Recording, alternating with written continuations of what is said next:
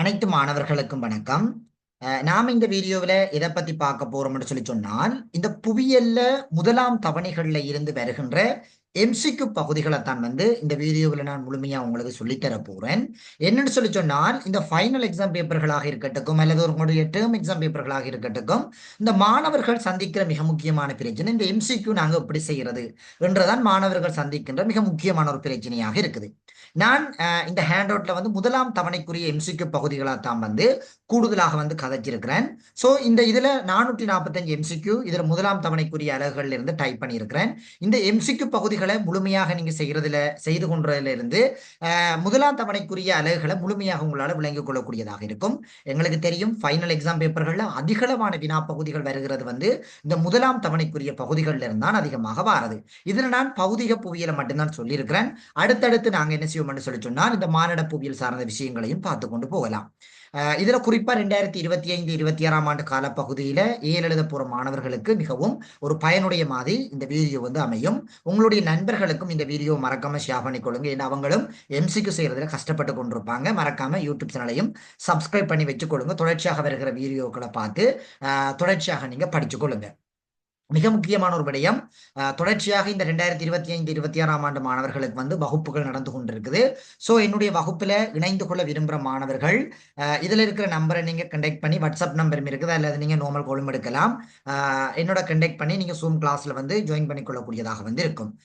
இந்த எம்சிக்யூ பகுதிகளை பொறுத்த வரைக்கும் நான் இந்த ஆசிரியர் வழிகாட்டியில இருந்தும் தவணை வினாத்தாள்கள் இருந்தும் குறிப்பாக சீட்ஸ் பேப்பர், தொண்டமானார் பேப்பர், கொழும்பு வணிக பேப்பர் இந்த தவணை வினாத்தாள்கள் இருந்தும் கடந்த கால வினா பேப்பர்களையும் உள்ளடக்கிய வகையில நான் இங்க இதுல இருக்கிற எம்சிக்யூ பகுதிகளை செய்திருக்கிறேன். சோ மறக்காம உங்களுடைய கருத்துக்களையும் இந்த வீடியோக்களை நீங்க குறிப்பிட்டுக் கொள்ளுங்க. அப்பதான் உங்களுடைய கருத்துக்களுக்கு ஏற்ற மாதிரி அடுத்தடுத்த வீடியோக்களை பதிவிடக்கூடிய மாதிரி இருக்கும். சரி, வாங்க நம்ம வீடியோக்குள்ள போகலாம். எங்களுக்கு தெரியும் பௌதிக புவியியல் இருக்கின்ற முதலாவது அலகு பாத்தீங்கன்னா புவியியல் ஓர் அறிமுகம். இதுதான் எங்களுக்கு முதலாவது அலகாக இருக்குது. சரி, முதலாவது எங்களுக்கு தெரிய வேணும் புவியியல் என்றால் என்ன, இந்த புவியியல் எப்படி எங்களுக்கு தோற்றம் பெற்றது, இந்த புவியியல் என்ற பதங்களை எப்படி பயன்படுத்தினாங்க, ஆரம்ப காலங்கள் எப்படி பயன்படுத்தினாங்க, அதை எப்படி புவியியல மக்கள் அழைத்தாங்கன்ற விஷயங்கள் எல்லாம் உங்களுக்கு கட்டாயமாக தெரிஞ்சிருக்க வேணும். ஏன்னு சொன்னால் இந்த முதலாம் அலகுல இருந்து எங்களுக்கு ஃபைனலுக்கு எக்ஸாம்ல கேள்விகளுக்கு வரப்பட்டிருக்குது. ஸோ நாங்கள் அது சார்ந்தும் இந்த முதலாம் அலகு தொடர்பாக கட்டாயம் நாங்கள் படிச்சிருக்க வேணும். சரி, இப்ப இதுல பாருங்க, இந்த புவியியல் அறிமுகம் என்ற பகுதியில பாத்தீங்கன்னா இதுல முதலாவது வினா நல்ல அவதானிங்க, மனிதனுக்கும் சுற்றாடலுக்கும் இடையிலான தொடர்புகள் தொடர்பான கற்கை புவியியல் என குறிப்பிட்ட அறிஞர் யார் என்றதுதான் இங்க நான் உங்களுக்கு முதலாவது வினாவாக பதிவிட்டிருக்கிறேன்.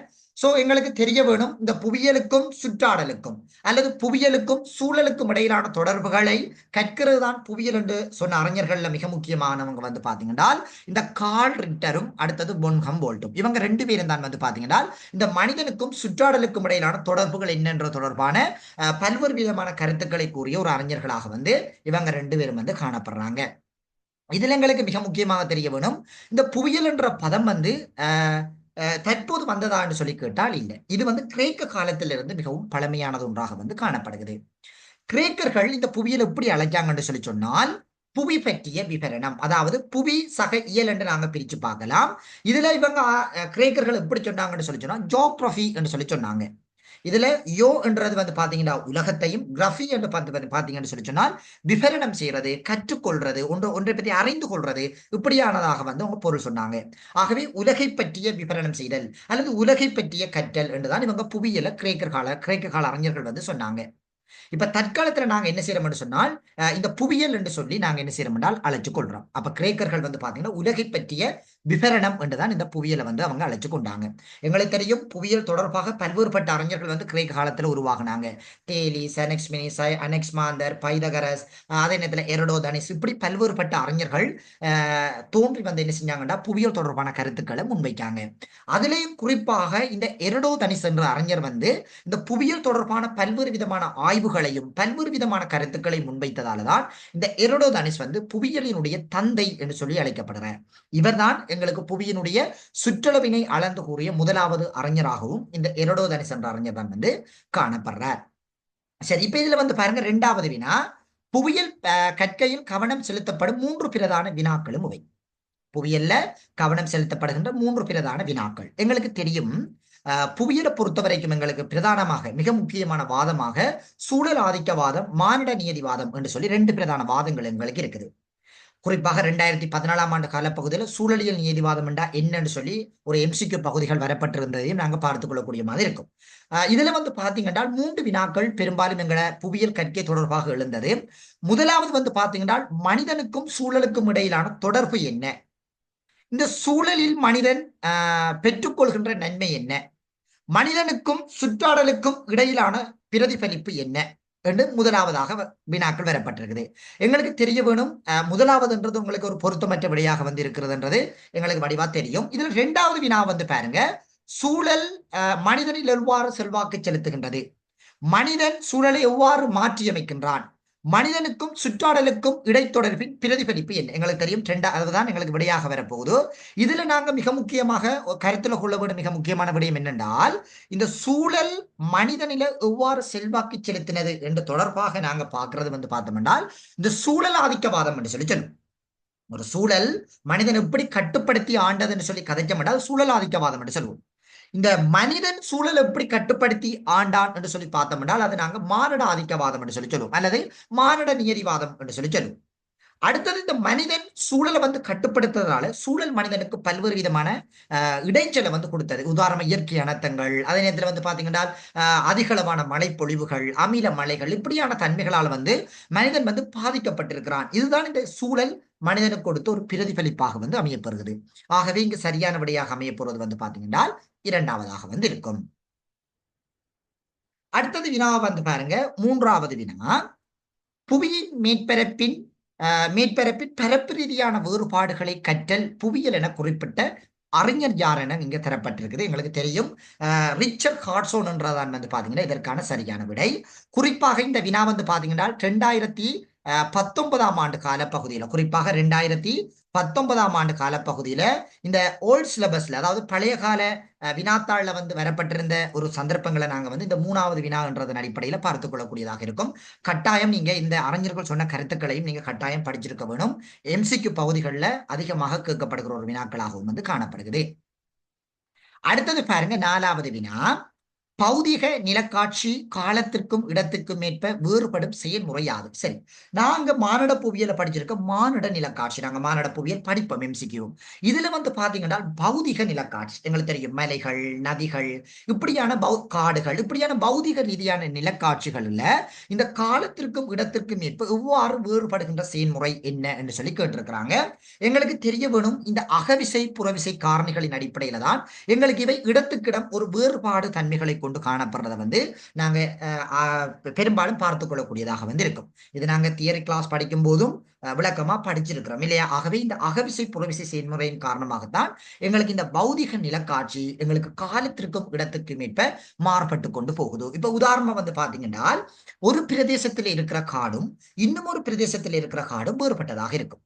அதே போல் ஒரு பிரதேசத்தில் இருக்கிற மண்ணும் இன்னும் பிரதேசத்தில் இருக்கிற மண்ணும் ஒரு வேறுபட்ட தன்மையாக இருக்கும். அப்ப ஒரு காலம் இடத்துக்கு ஏற்ப என்ன செய்தால் எங்களோட பௌதிக நிலக்காட்சிகளும் மாறுபட்டு போற தன்மைகளை நாங்க பார்த்துக் கொள்ளக்கூடியதாக இருக்கும். இதற்கு மிக முக்கியமாக செல்வாக்கு செலுத்துற காரணம் என்னன்னு சொல்லி பாத்தீங்கன்னா இந்த அகவிசை புறவிசை என்ற காரணிகள் தான் பிரதானமாக செல்வாக்கு செலுத்துது. அடுத்தது 5வது வினா வந்து பாருங்க, பௌதிக நிலக்காட்சி மிக மெதுவான மாற்றத்துக்கு உள்ளாக்கும் செயல்முறையினை எவ்வாறு அழைக்கப்படுகிறது. இந்த பௌதிக நிலக்காட்சி மிக மெதுவான செயல்முறைகளுக்குள்ள உள்ளாக்கப்படுற செயல்முறைகளை நாங்க எப்படி அழைக்கிறோம் என்று சொல்லி கேட்டிருக்கிறாங்க. எங்களுக்கு வடிவா தெரியும், இந்த முதலாம் வகை நில உருவங்கள் உருவாகிற செயல்முறைகளை நாங்க இந்த மெதுவான மாற்றம் என்று சொல்லுவோம். ஆல்பர்ட் வெக்னர் சொல்லுவார் இல்லையா தன்னுடைய கண்ட நகர்வு கொள்கையில, இந்த கண்டங்கள் மெதுவான நகர்ச்சி போக்கின் ஊடாக இன்றைய நிலையினை அடைந்திருக்குது என்று சொல்லி ஆல்பர்ட் வெக்னர் தன் கண்ட நகர்வு கொள்கையில சொல்லியிருப்பார். சரிதானே. அப்ப இந்த கண்டங்கள் சமுத்திரங்களும் என்ற இந்த முதலாம் வகை நில உருவங்கள் வந்து பாத்தீங்கன்னா மிகவும் மெதுவான நகர்ச்சி போக்கினை கொண்டு மாற்றங்களுக்கு உட்பட்டிருக்கிற தன்மைகளை நாங்க பார்த்துக் கொள்ளக்கூடியதாக வந்து இருக்கும். இதெல்லாம் பிள்ளைகள் உங்களுடைய டீச்சர்ஸ் கைட்டில் நல்ல வடிவா சொல்லப்பட்டிருக்குது. இதுல இருக்கிற இந்த 45 எம்சிக்யூ உங்களுடைய டீச்சர்ஸ் வழிகாட்டிய அணுவா இருந்து எடுத்திருக்கிறேன். வடிவா படிச்சுட்டீங்க என்றால் நீங்க எம்சிக்யூ பொறுத்த வரைக்கும் 40க்கு 40 உங்களால் எடுத்துக்கொள்ளக்கூடியதாக வந்து இருக்கும். அடுத்தது வந்து பாத்தீங்கன்னு சொல்லி சொன்னால் 6வது வினா, பௌதிக சூழல் துரித மாற்றத்துக்கு உள்ளாக்கும் செயல்முறை யாது? இது ஒரு என்னன்னு சொல்றது, ஒரு வடமத்திய மாகாண பேப்பர்கள் இது சார்ந்த ஒரு வினா ஒன்று வரப்பட்டிருந்தது. பாருங்க, இந்த பௌதிக சூழல் துரித மாற்றத்திற்கு மிகவும் வேகமாக மாற்றமடைகிற செயல்முறைகளை எவ்வாறு அளிக்கிறேன்னு சொல்லி கேட்கிறாங்க. எங்களுக்கு தெரியும் புவி அதிர்வும் எரிமலை வெடிப்பும். இப்ப யோசிச்சு பாருங்க, புவி அதிர்வு ஒன்று டக்குன்னு ஏற்படும் என்றால் டக்குன்னு கட்டிடங்கள் உடனே இடிந்து விழுந்துரும். சரிதானே? அப்ப எங்களுக்கு தெரியும் திடீரென குயிக்கா வந்து பாத்தீங்கன்னு சொல்லி சொன்னா ஒரு மாற்றம் எங்கட புவியில ஏற்படுத்தப்படுகிறது. இப்ப எரிமலை வெடிப்பு எங்கட புவியில திடீரென்று ஒரு எரிமலை வெடிப்பு ஏற்படுதுன்னு சொல்லி சொன்னால் உடனே எங்களுக்கு என்ன செய்யும், அந்த இடத்துல பல்வேறு விதமான மாற்றங்கள் திடீரென்று உணர்த்தப்படும். அப்ப அதைத்தான் நாங்க சொல்றோம் வந்து என்னன்னு சொல்லி சொன்னால் துரித மாற்றங்கள் சொல்லி சொல்றோம். இது வந்து பாத்தீங்கன்னா இந்த புவி அதிர்வினாலையும் எரிமலை வெடிப்பினாலையும் உருவாக்கப்படுறது தான் நாங்க இங்க பிரதானமாக வந்து சொல்லிக் கொள்றோம். அடுத்தது பாருங்க, 7வது வினா, புவியியல் பாடம் என்பதனால் கருதப்படுவது யாது? அதாவது புவியியல் பாடம் என்றால் என்ன? எங்களுக்கு தெரிய வேணும். இந்த புவியியல் என்றது வந்து பாத்தீங்கன்னு சொல்லி சொன்னால் கிரேக்க காலத்திலிருந்து மிகவும் ஒரு என்னன்னு சொல்றது, ஒரு பழமையான ஒரு சொல்லாக வந்து இருக்குது இல்லையா? அப்ப எங்களுக்கு தெரிய வேணும் இந்த புவியியல் என்றால் என்ன என்றது எங்களுக்கு கட்டாயம் தெரிஞ்சிருக்க வேணும். அப்ப இந்த மனிதனுக்கும் சூழலுக்கும் இடையிலான தொடர்பு எப்படி இருக்குது? மனிதனும் சூழலும் எப்படி தொடர்படுகிறான்? மனிதன் எப்படி சூழலை வந்து தன்னுடைய கட்டுப்பாட்டுக்குள்ள வச்சிருக்கிறான்? சூழல் மனிதன் எப்படி செல்வாக்கு செலுத்துது என்ற தொடர்பாக இந்த மனிதனுக்கும் சூழலுக்கும் இடையிலான தொடர்புகள் தொடர்பாக நாங்க கற்றுக்கொள்றதுதான் நாங்க இங்க என்னன்னு சொல்லுவோம், இங்க புவியியல் என்று சொல்லி சொல்லுவோம். எங்களுக்கு தெரிய வேணும், 2024ஆம் ஆண்டு காலப்பகுதியிலையும் வினாக்கள் வந்திருந்தது.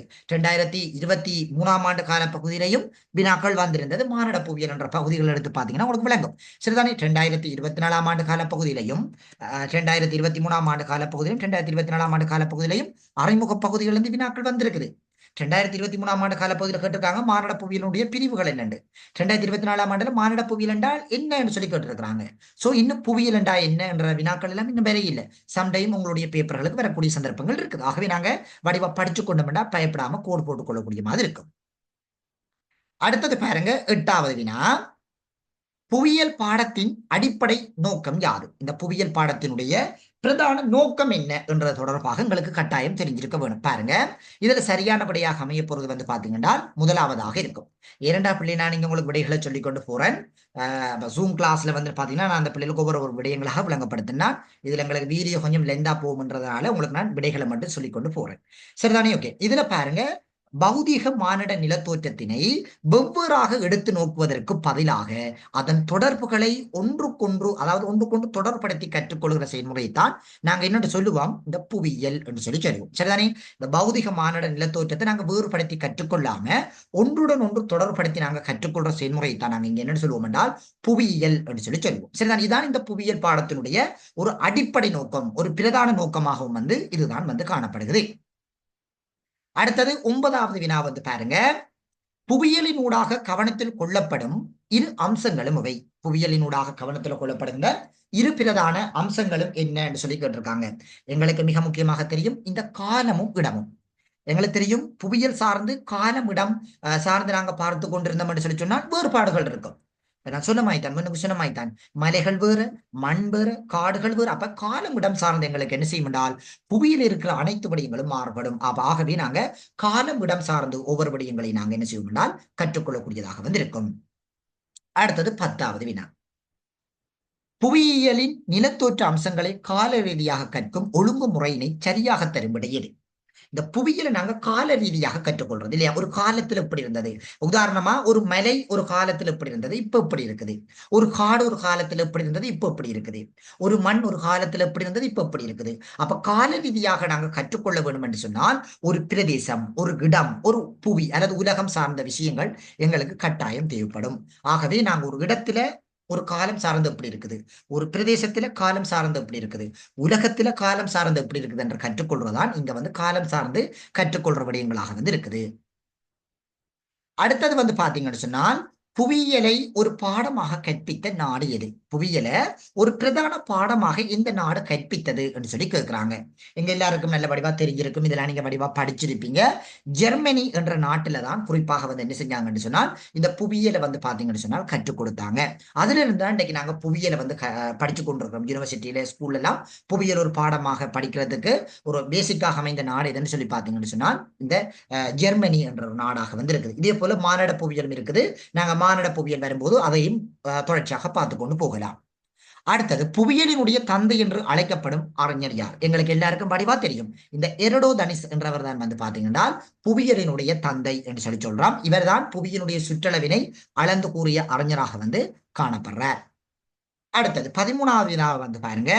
மனிதன் சூழலை தனக்கேற்ப மாற்றியமைத்து தன் தேவைகளை பூர்த்தி செய்தல் என்னும் கருத்தினை கொண்ட கொள்கை எவ்வாறு அழைக்கப்படுகிறது? மனிதன் சூழலை தனக்கு ஏற்ப மாற்றிக்கொண்டு தன்னுடைய தேவைகளை பூர்த்தி செய்து கொள்ற செயல்முறை எவ்வாறு அழைப்பாங்க என்று சொல்லி கேட்கிறாங்க. எங்களுக்கு எல்லாருக்கும் படிவா தெரியும், இந்த மானுட ஆதிக்கவாதம் என்று சொல்லுவோம். அதாவது மனிதன் சூழலை கட்டுப்படுத்திய விஷயங்களை தான் நான் இங்க என்னன்னு சொல்றோம் என்றால் மானுட ஆதிக்கவாதம் என்ற. சூழல் ஆதிக்கவாதம் என்றால் சூழல் மனிதனை கட்டுப்படுத்தினதுதான் நாங்க சொல்லுவோம் வந்து சூழலியல் ஆதிக்கவாதம் என்று சொல்லி சொல்லுவோம். சரிதானே? சரி பிள்ளைகள், இதுல இந்த முதலாம் அலகு தொடர்பாக ஒரு 13 வினாக்கள் நான் இதுல இந்த பிள்ளைகளுக்கு கொடுத்து அதையும் நான் அந்த ஜூம் கிளாஸ்ல விளங்கப்படுத்தியிருக்கிறேன். சோ நீங்களும், அதாவது மற்ற பிள்ளைகளும், என்னோட கிளாஸ் வராத பிள்ளைகளும் இந்த விஷயங்களை தெரிஞ்சு கொள்ள வேண்டும் என்றதன் அடிப்படையில நான் இதுல ஒரு 13 வினாக்கள் உங்களுக்கு சொல்லியிருக்கிறேன். என்னோட ஜூம்ல வர கிளாஸ் பிள்ளைகளுக்கும் ஒரு பயனுடைய மாதிரி இருக்கும், அவங்களும் திருப்பி பார்க்க கூட ஒரு பயனுடைய மாதிரி இருக்கும்ன்றதன் அடிப்படையில் வந்து இதை நான் ஷேர் பண்ணியிருக்கேன். நீங்களும் பாருங்க, உங்களுடைய கருத்துக்களையும் மறக்காம இந்த வீடியோக்குள்ள ஷேர் பண்ணிக்கொள்ளுங்க. இன்னும் ஒரு வீடியோவில இன்னும் ஒரு அலகுல வந்து நான் உங்களை சந்திக்கிறேன். Thank you.